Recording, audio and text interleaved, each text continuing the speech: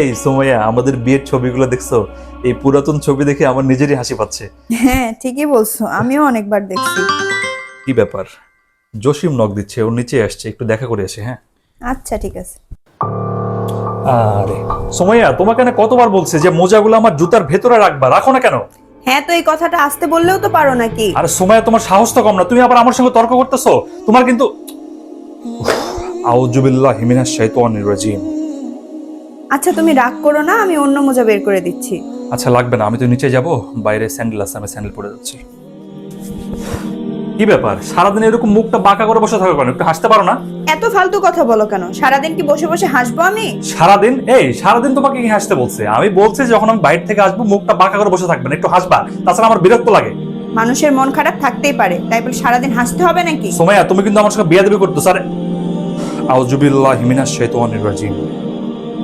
দেখো তোমার খারাপ লাগলে আমি সরি। আমার এক বান্ধবীর মা মারা গেছে তো, সেটা শুনে আমার মনটা খারাপ ছিল। না সমস্যা নেই, আমি বুঝতে পারিনি। আল্লাহর কাছে লাখ লাখ শুকরিয়া যে আল্লাহ আমাদেরকে শয়তানের প্ররোচনা থেকে বাঁচার জন্য উপায় শিখাই দিছে।